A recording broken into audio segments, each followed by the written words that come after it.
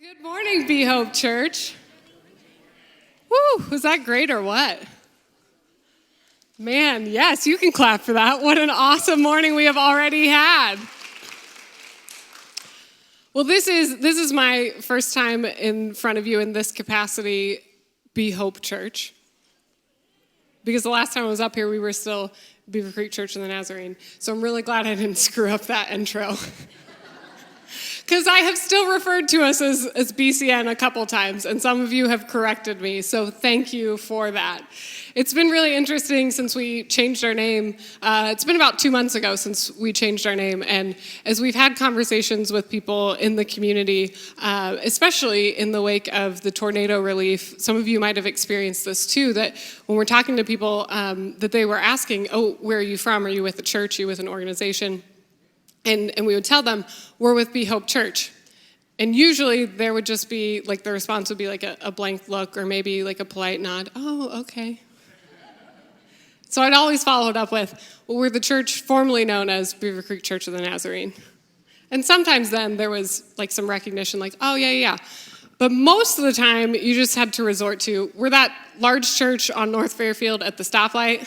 And then people would know, oh, yeah, okay. So then they followed up with the follow-up question, so you changed your name, what's that about? Like, why did you do that? And there are really two reasons, and the first one is the practical reason that we have talked about a lot, that we are embarking on this vision that God has given us to plant 3 new campuses in 18 months, and it doesn't make any sense to have Beaver Creek Church of the Nazarene in Fairborn come September. We got some Fairborn people in the room. But it doesn't make sense to have Beaver Creek Church of the Nazarene in these other cities. So there's the practical component to it. But as we went through this process of changing the name, we want you to know we were really intentional about what we were going to call ourselves, because we knew that there's this second reason behind the name change, and that's the prophetic reason. That a name is so much more than a name, that a name can be who we are as a people. And so as we went through the process of changing our name, we said we need something that will identify us as a people. And what we settled on was Be Hope, because at the end of the day, what we want to be is hope in whatever situation we're in whatever community we're in. Not just when we gather here on a Sunday morning, not just in the face of disaster relief, not just to the people who walk through our doors, but that in every situation we would be a people who share the hope that we have been given. So that's the prophetic reason. So this morning, that's what we're going to talk about. The title of the message this morning is People of Hope. We're going to explore what it means to be a people of hope practically in our everyday lives. We're going to do that by looking at the story of the people of Israel. Now, before we begin, I'm not equating us to the people of Israel. Please do not make that comparison. I don't need to get those emails because I don't have time to respond to them. But just as we begin here, we're going to look at what we can learn from the people of Israel about what hope is and what that has to offer us this morning. So we're going to start in the first chapter of the book of Exodus.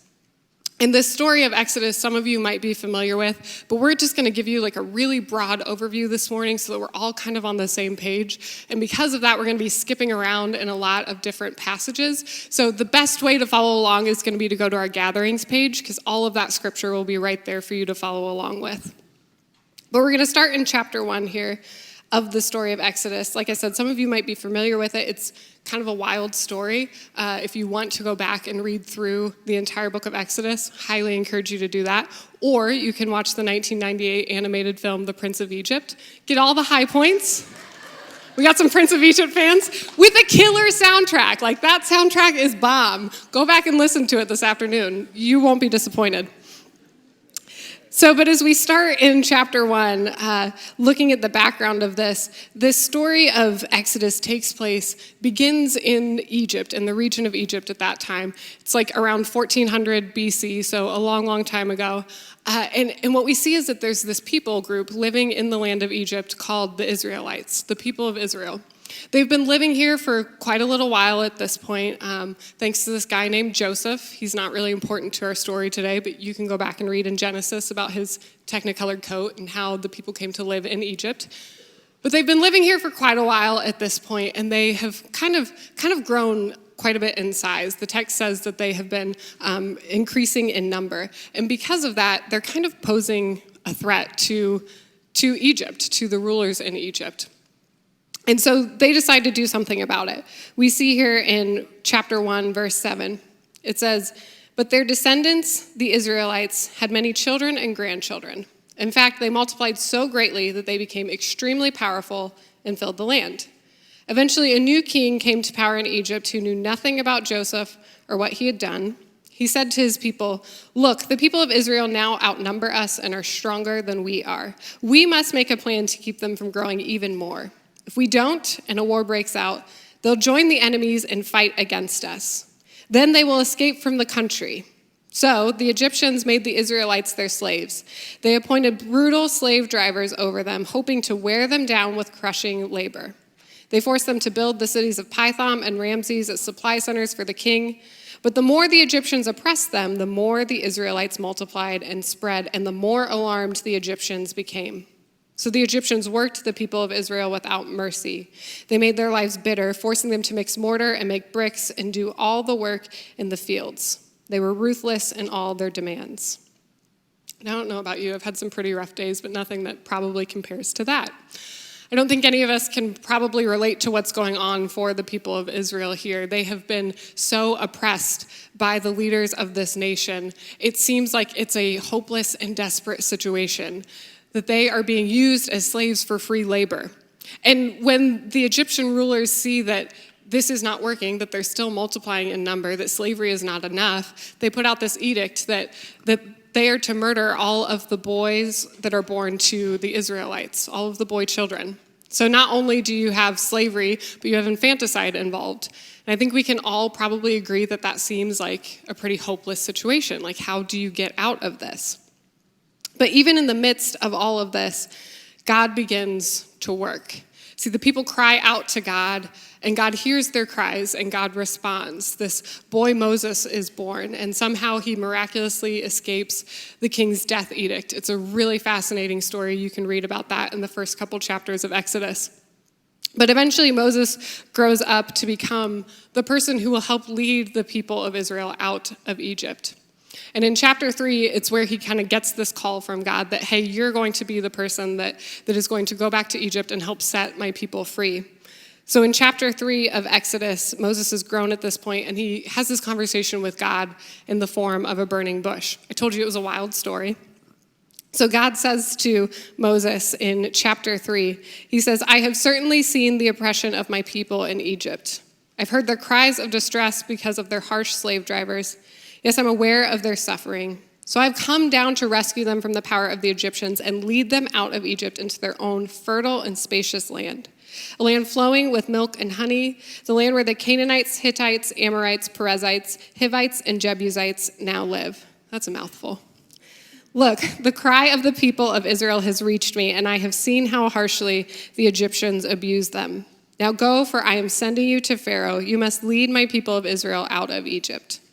So at this point, Moses goes back to the king, back to Pharaoh in Egypt, and he says, "Hey, God told me that I'm supposed to lead my people out of this land. Let us go." What do you think happens? Anybody who knows the story knows that does not happen. Yeah, the Pharaoh's not just like, "Yeah, sure, go ahead, walk out, my free labor." He actually makes it more difficult for the people of Israel. He takes away some of the supplies that they have been given. He tells them you have to make more bricks in a day. He makes it more difficult for them, more crushing labor, more demands upon them. And at this point, the people of Israel are probably like, "Moses, shut up, like stop talking. You are not doing us any favors here."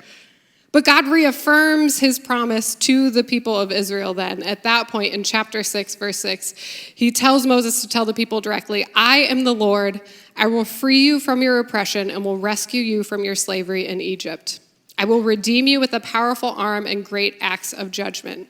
So he's offering them deliverance here. He's telling them, I'm going to deliver you from this oppression. But then he goes a step further. He says, "I will claim you as my own people, and I will be your God. Then you will know that I am the Lord your God who has freed you from your oppression in Egypt." So he tells them, not only am I going to free you, but I'm going to be your God. I'm setting you apart as this people, and I'm going to be with you. He says, "I'll bring you into the land I swore to give to Abraham, Isaac, and Jacob. I will give it to you as your very own possession. I am the Lord." So he gives them this promise And long story short, eventually they realize that. There's some more back and forth between Moses and Pharaoh, a couple of casual plagues against the people of Egypt, and eventually Pharaoh agrees, yeah, I'm going to let the people go.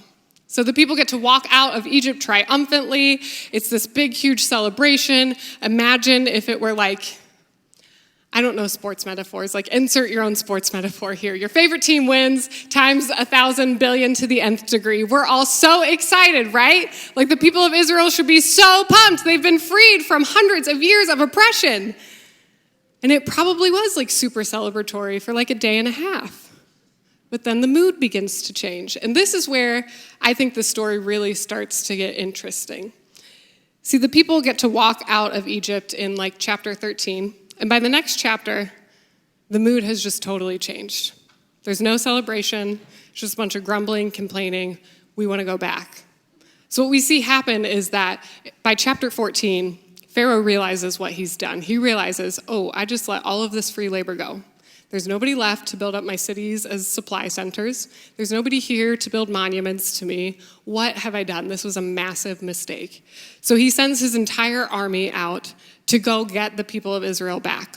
So the people of Israel now have the entire Egyptian army behind them, and they've come to this point in their journey where there is a huge sea in front of them, this massive body of water, and they think there is no way that we are getting across this before the army catches up with us. We've got nowhere else to go. We're going to die out here. So they start complaining. They say to Moses in chapter 14, they say, didn't we tell you this would happen while we were still in Egypt? We said, leave us alone. Let us be slaves to the Egyptians. It's better to be a slave in Egypt than a corpse in the wilderness. It's a fun would you rather for your next date night. Hey, honey, what would you rather be? I feel like you could learn a lot about a person from that question. But the Israelites are really clear about which they would rather be. They wanted to return to Egypt. They wanted to go back to this land where they had been beaten and oppressed and subjugated. And not just that, but where their children were murdered. And to us, it probably doesn't make much sense. Like, why would you ever want to go back to that? But it's because they were more comfortable there. Like, in a weird way, it doesn't make sense to us, but it was more comfortable because they knew what to expect out of that situation in Egypt.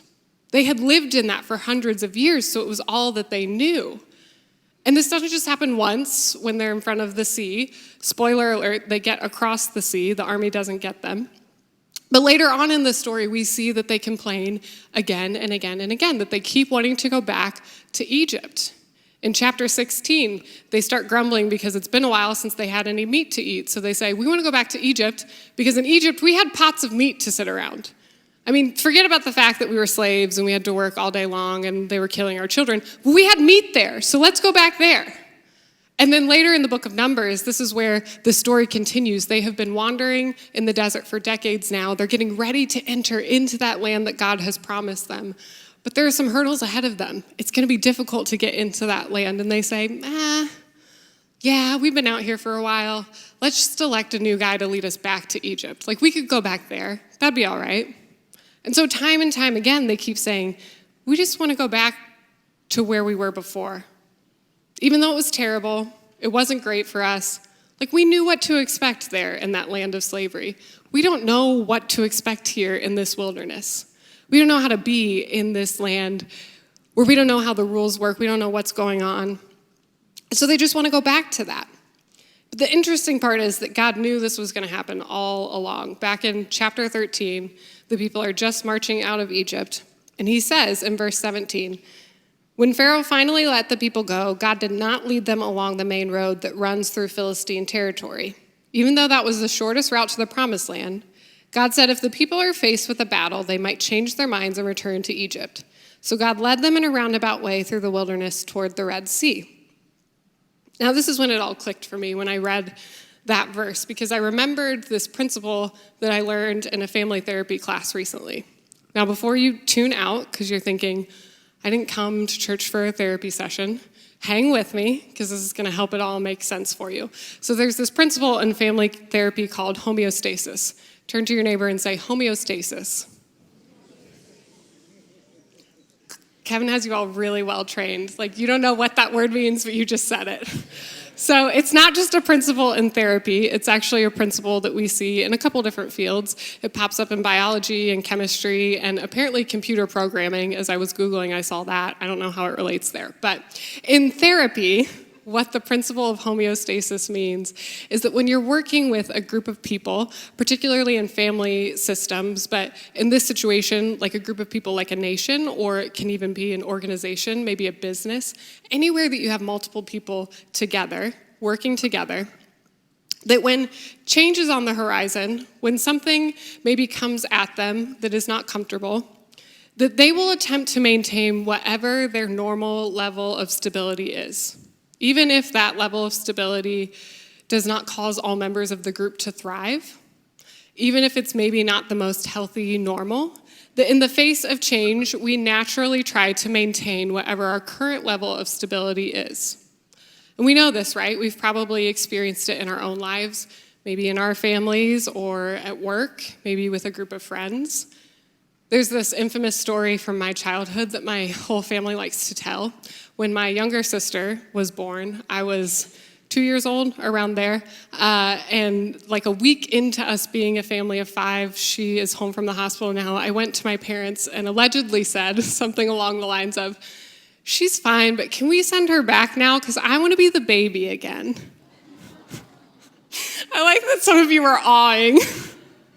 Don't awe at that. That was terrible. I love her now. We're very good friends. But you've probably experienced something similar to that there is the potential of change and it's threatening what your normal is, and you just want to maintain what you've known because that's more comfortable.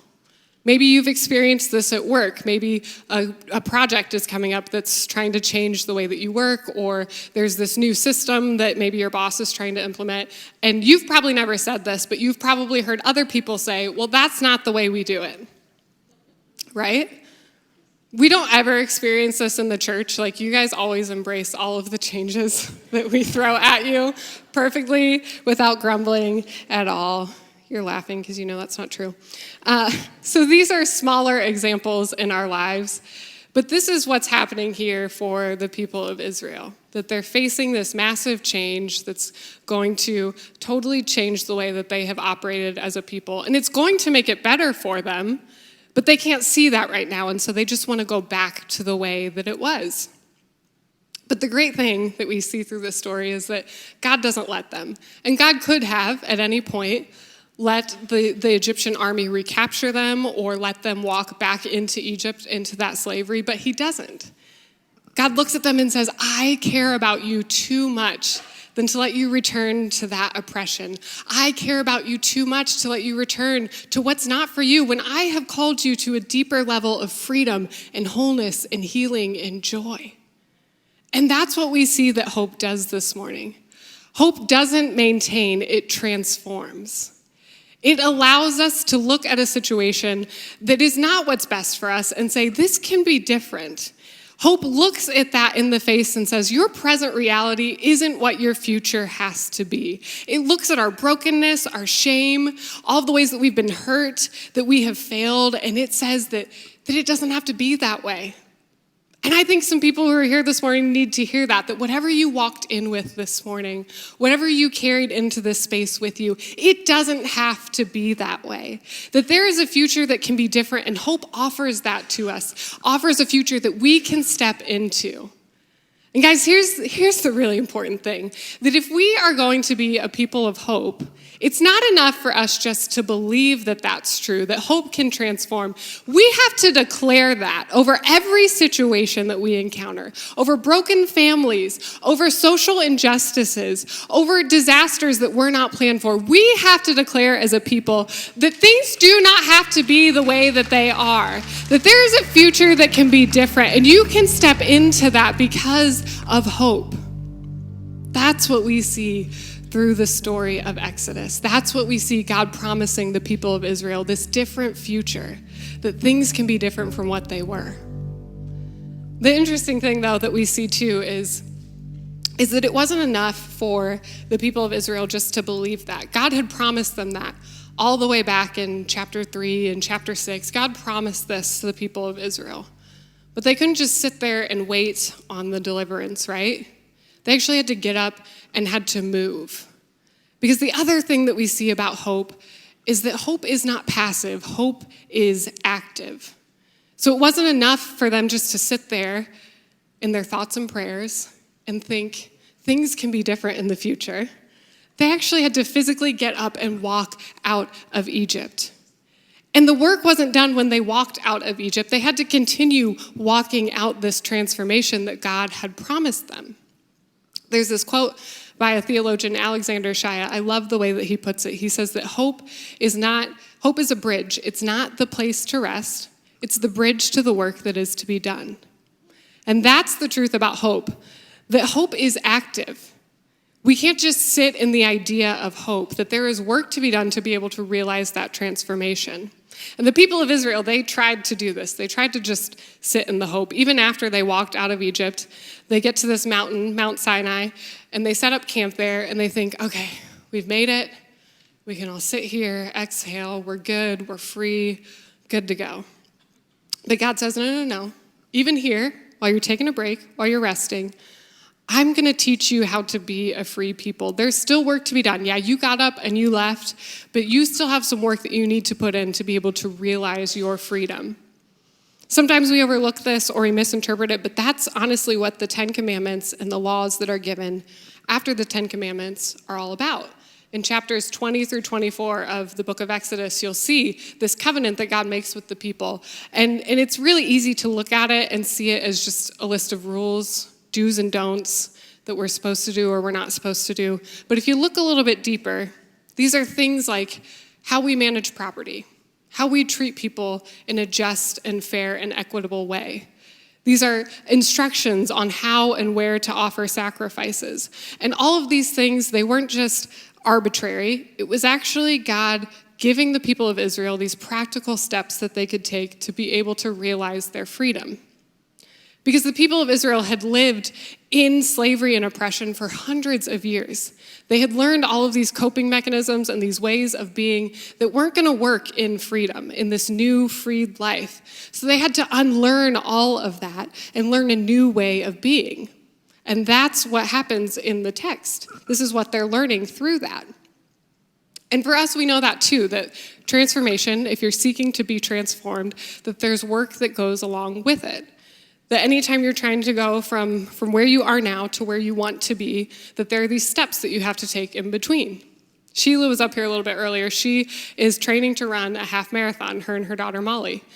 So the work didn't end the moment they signed up for the marathon. They have a training schedule where they're running throughout the week. They have these personal bests that they're trying to hit. They've adjusted their diets. They're doing the work to get to the point where they can run that half marathon. I've been told it's pretty difficult to train for one of those. I wouldn't know because I don't hate myself, so I don't plan to do that. Amen. Amen. But another example, something that takes place in this space every week, Wednesday night, Celebrate Recovery. Where are my Celebrate Recovery people? Some of you guys are in here today. But every Wednesday night, Celebrate Recovery meets in this space. And Celebrate Recovery is a space for anyone who's dealing with a hurt, a habit, or a hang-up, which is honestly all of us. And it's this program that helps people take the practical steps that it takes to move towards healing, towards freedom, towards forgiveness. And it's all centered on Jesus and the hope that we have in him. But one of the really common things that you see through Celebrate Recovery is addiction. People who are dealing with addiction, with the baggage that comes along with that. And in addiction, especially with substances, they talk about this, how you can be sober and you cannot be free from your addiction. That you can give up the substance and still not live in the freedom from addiction. Because if you don't do the work that it takes to get to that freedom from addiction, you're still a sober alcoholic.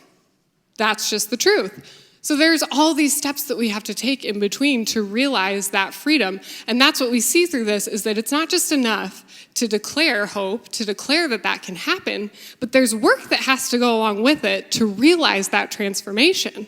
Are you with me this morning? I mean, as a people of hope, it's not enough for us just to declare that there is a different future for you, but we have to put the work in to be able to realize that. And y'all, let me tell you, some of you guys have put the work in. In the past couple of weeks, we were able to help clean up over 250 homes. That is a testament to the work that you guys have put in. As we are getting ready to launch new campuses in 8 months, Fairborn, Ironton, that's going to be a testament to the fact that we are a people of hope who don't just declare transformation in places, but who do the difficult work of walking that out, who are willing to be present in those places and help others realize that new future that's possible. That's what it means to be a people of hope. And the last thing that we see through this text, through this story of the people of Israel, is that they don't go on this journey alone, and that promise is given to us this morning too, that the whole time, every step of the way, God is with them.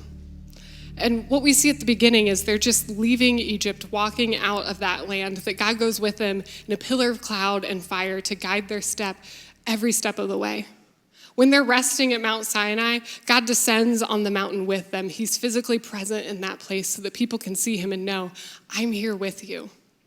And as they continue on their journey, they build this thing called a tabernacle. It's a tent that kind of becomes God's dwelling place. Again, a physical reminder that God is with them in that space. But that didn't just start when they walked out of Egypt. No, God was moving towards them, even when they were still in slavery, even when they doubted that the future could be different. God was moving towards them because hope moves towards in love. And God never gave up on them. This can be difficult for us to grasp because if you read through the whole text, man, people of Israel were kind of just terrible at times. Like, they're complaining, they make other idols, they reject God, they try to handle things on their own. But through all of that, God continuously moves towards them in love. And this is one of the biggest differences I think, between us and God. I mean, there are a ton of differences, but God continuously moves towards in love. And sometimes we kind of forget that, right? We can be a people who declare hope over situations. We can be a people who maybe start the work of transformation, but as soon as we come up against maybe a difficult thing, we say, well, we tried. I mean, I tried my best, right? But I had good intentions. I thought that transformation was maybe possible in that place. But they believe something different than what I believe, so it's probably not worth it for me to continue investing. Or, we have different opinions. I don't think it's going to work out. Or, hey, this is just probably going to be too difficult. It's going to cost a little too much of me, so I'm just going to back out of this one. Right? Have you ever experienced that? I came kind of face-to-face with this a few weeks ago as we were doing kind of that initial tornado cleanup. The very first day of cleanup, I called and said, hey, I'm on my way to join the crew that was out in the field. What do you need me to do? And for some reason, they said, hey, go pick up pizza. Like, I don't know why they didn't want to put a chainsaw in my hand.